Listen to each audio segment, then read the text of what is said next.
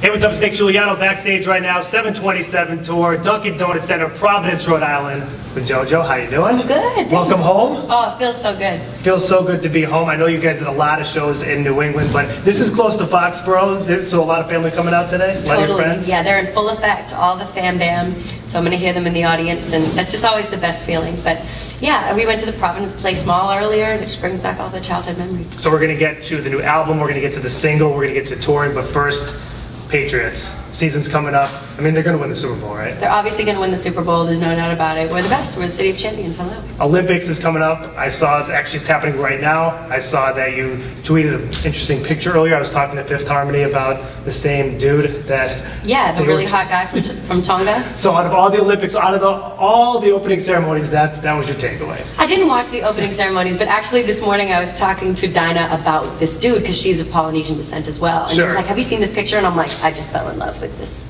Tonga man. So let's talk about it. First single, it's out there. No apologies for radio, F apologies with Wiz Khalifa. Well, how's it feel to be out? It feels so good. The response has been incredible, and we're just getting started. So to be able to play the song, you know, at the day that I released it on tour it's been amazing. Kids are already singing along with it. It's just been so much fun. It's just like the best experience to be able to have that interaction immediately, you know. So for our listeners out there, just kind of talk about how the song came about and what it means to you.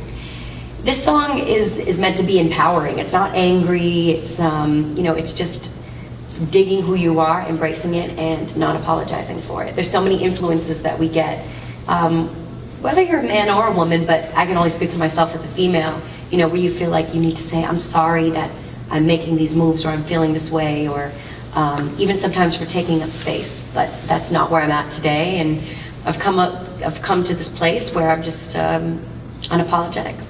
The video dropped this week as well. How did that concept come about, and what is that like to have this video out and be so well received? It was a collaboration between myself and the director, Francesco Carazzoni, and just we wanted some beautiful vignettes of different people being themselves and living their truth. So it was just about having something that kind of looked artistic and beautiful to watch, and that would allow me to perform the song and embody it. So that is the first single off her upcoming album, Mad Love, that's dropping October 14th. That's got to sound good in that last minute, right? It sounds so good. It's been 10 years since I've been able to say that, or hear that been said.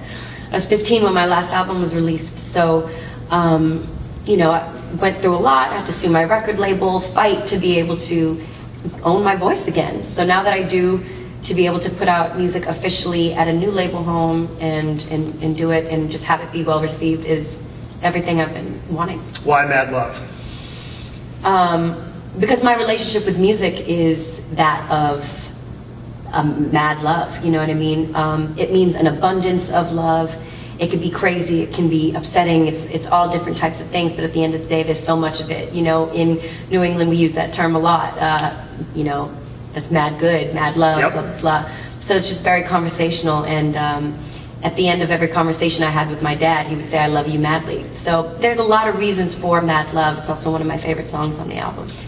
This album actually, in this form, came together at the beginning of this year. So I went on tour at the end of last year because I released 3 songs in the form of like a short EP. So I was able to get back out there, interact with my fans, and then get back into the studio. So I really found this amazing team that was able to bring my dreams and my vision to life pretty much. So I worked with Justin Tranter, we co-wrote a lot of the album together, and this producer Igloo, and this guy UC, as well as the Wolf Cousins who did the single F Apologies. So we did really hone in, and it's not like there's a different producer on every track.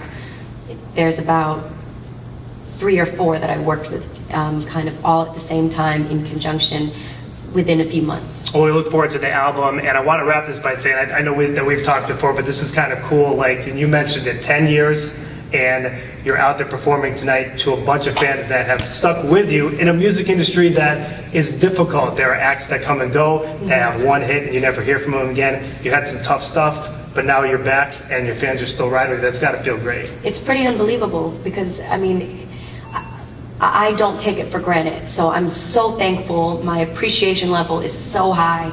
And I think that my perspective for these, how special these opportunities are and for how incredible my fans are, it has just really expanded in the darker times, because now on the other side of it, they're still here, we're growing, we're building, and it's amazing.